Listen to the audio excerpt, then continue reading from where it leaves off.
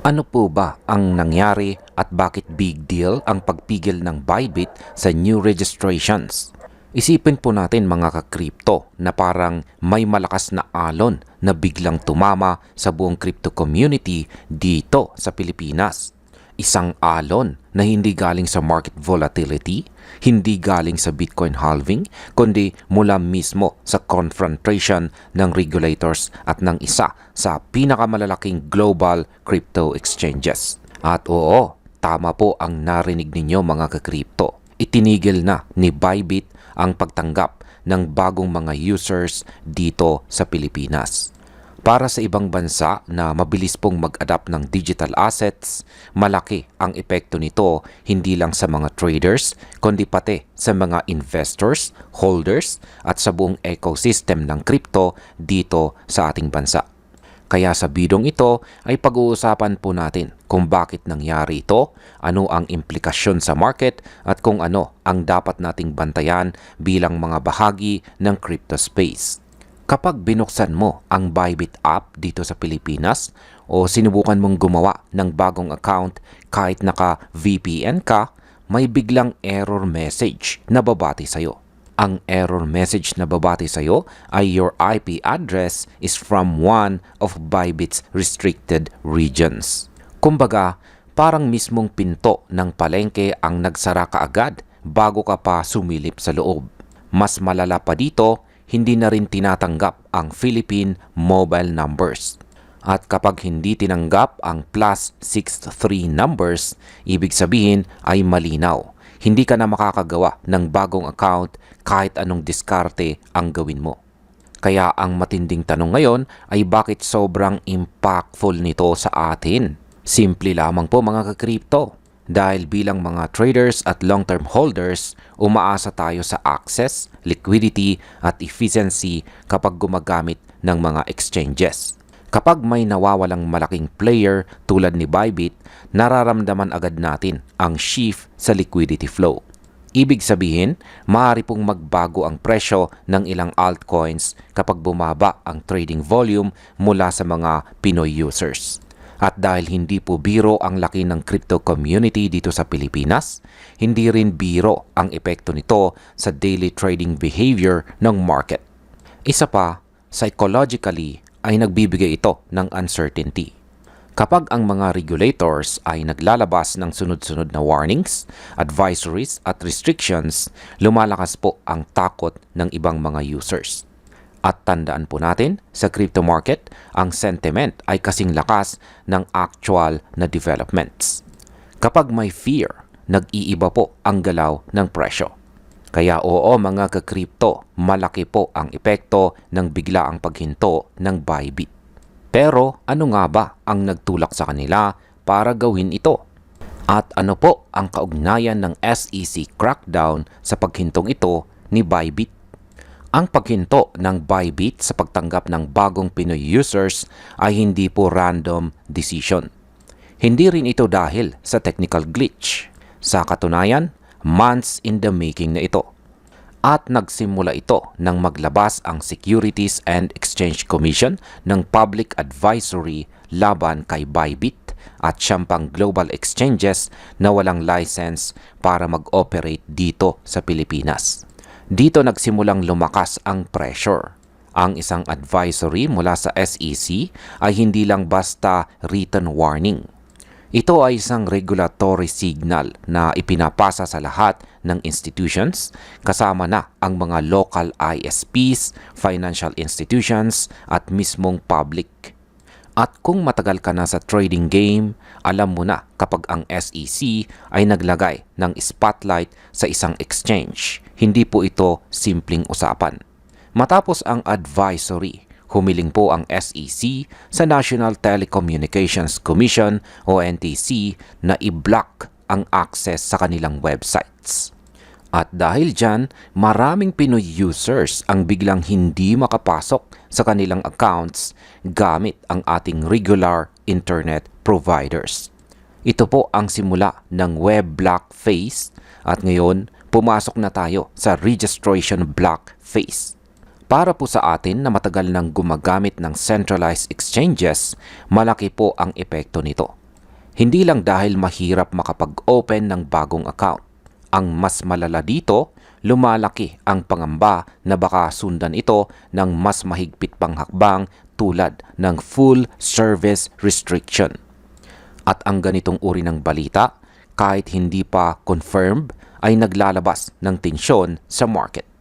At kung nagsisimula ng magkaroon ng pagdududa o FUD sa isang platform, makikita mo ito sa galaw ng tokens na heavily traded dito. Bumibilis ang movement, tumataas ang volatility. Pero tandaan po natin, ang lahat ng ito ay nakaugat sa isang bagay. At yan po ay walang iba kundi ang regulatory compliance. Hindi po talaga maiiwasan ang regulatory crackdown, lalo na sa isang bansa tulad ng Pilipinas kung saan milyon ang gumagamit ng digital assets. Kapag lumaki ang ecosystem, mas tumataas po ang pressure sa mga regulators para protektahan ang investors. Kaya ang crackdown na ito ay hindi lang tungkol kay Bybit. Ito po ay tungkol sa control, structure at security sa buong digital asset market. Ngayon ay ano naman ang CASP framework at bakit ito ang nagdidikta ng laro ngayon? Kung pag-uusapan po natin ang pinagmulan ng lahat ng ito, dapat nating maintindihan ang CASP framework o mas kilala ngayon bilang Rules on Crypto Asset Service Providers. Ito ang SEC Memorandum Circular Number 4 Series of 2025. At ito ang pinakamalaking pagbabago sa crypto regulation dito sa Pilipinas sa loob ng maraming taon. Ang framework na ito ay basically ang new rulebook para sa lahat ng nagbibigay ng crypto services sa mga Pilipino. Kung gusto mong mag-operate dito, kailangan mong maging domestic corporation. Hindi ka pwedeng basta offshore entity lamang. At hindi mo rin pwedeng iwasan ang pagsasubmit ng requirements para makuha ang tinatawag na CASP license. Ngayon ay bakit ba napakahirap makuha ng license na ito? Simple lamang po ang kasagutan dyan. Yan po ay dahil sa mataas na standards. Halimbawa, kailangan po ng minimum na 100 million pesos paid up capital. Kasama ang pagtatayo ng physical office dito po sa Pilipinas. At hindi lang yan. Kailangan ding sundin ang strict rules tungkol sa client asset segregation. Ibig sabihin, hindi pwedeng ihalo ang funds ng mga users sa funds ng mismong kumpanya. Kung iisipin natin bilang mga traders at investors, maganda po ang intensyon nito. Dahil mataas ang level ng protection, mas mababa po ang posibilidad ng rug pulls, management o biglaang pagkawala ng exchange. Ngunit para naman sa mga foreign exchanges tulad ni Bybit, malaki at mabigat ang mga requirements na ito. At dahil hindi po sila kasalukuyang license, wala silang choice kundi sumunod o pansamantalang umalis. At dito po papasok ang malaking tanong, mag-a-apply ba sila eventually o tuluyan na ba nilang iiwan ang market? Sa ngayon, walang malinaw na sagot. Pero ang malinaw po ay ito. Ang Pilipinas ay hindi ganoon kadaling pasukin para sa mga global crypto platforms. Ano naman po ang market impact nito para sa atin bilang mga traders, investors at hodlers? Ngayon ay pag-usapan naman po natin ang pinakamahalagang bahagi kung saan ay ang market impact. Kasi sa dulo, tayo-tayo rin ang makakaramdam nito sa wallets, sa portfolios at sa overall experience natin sa trading.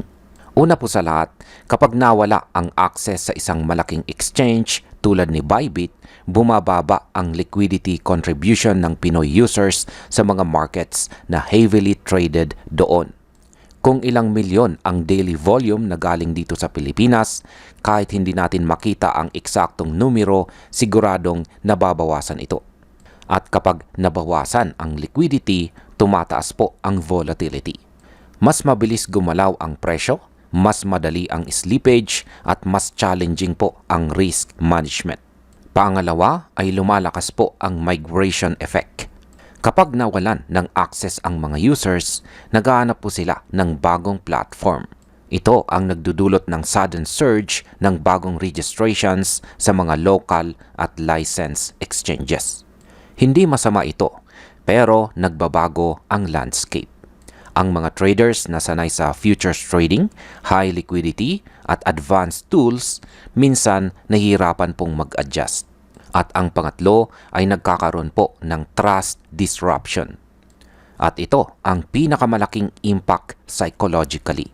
Kapag ang isang platform ay biglang restricted, napapaisip ang mga users kung posible rin ba itong mangyari sa iba. At kapag lumalaki ang doubt or pagdududa, lumiliit ang confidence sa buong centralized exchange market.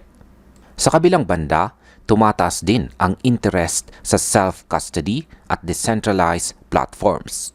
Kasi kung may regulatory risk sa centralized exchanges, natural lang na mas maraming users ang mag-aaral ng DeFi, DEX trading at non-custodial wallets. Kaya hindi lang ito simpleng hindi na tumatanggap ng bagong users si Bybit. Ito po ay isang market shift na maaring magbago sa direksyon ng trading practices dito sa ating bansa. At bilang panghuli ay ano naman ang aking masasabi tungkol dito. Sa huli ay malinaw po ang isang bagay. Nagsisimula na tayong pumasok sa bagong phase ng crypto regulation dito sa Pilipinas. At habang humihigpit po ang paggalaw ng mga global exchanges, tumitibay naman ang push ng gobyerno para sa consumer protection. Para po sa atin na nasa crypto market na matagal na, ito po ay isang paalala na ang industriya ay mabilis magbago. Isang araw, fully open ang platforms. Tapos kinabukasan, may restrictions na pala. Ang dapat nating gawin ay manatiling alerto at informed. Bantayan natin kung si Bybit ba ay mag-a-apply ng CASP license o totally mag-i-stay bilang restricted platform dito sa Pilipinas. Bantayan natin ang next moves ng SEC at NTC. At higit po sa lahat, bantayan natin ang mga developments sa local exchanges na maaring mag-level up para punan ang gap na iniwan ng mga foreign platforms. Kung ako po ang tatanungin, ang market ay papasok po sa transition period. At sa bawat transition, may uncertainty at may opportunity. Depende sa kung paano natin i-handle ang situation bilang traders, investors at holders, maaari tayong maging winners sa malaking pagbabago ng ecosystem. At ngayon, bago po tayo magtapos, tandaan lamang natin ito. Hindi humihinto ang crypto dahil lang sa restrictions. Nag-a-adjust lamang po ito. At ang marunong mag-adjust, siya ang laging nauuna. At hanggang dito na lamang po tayo sa video na ito mga ka-crypto. Maraming salamat sa panonood.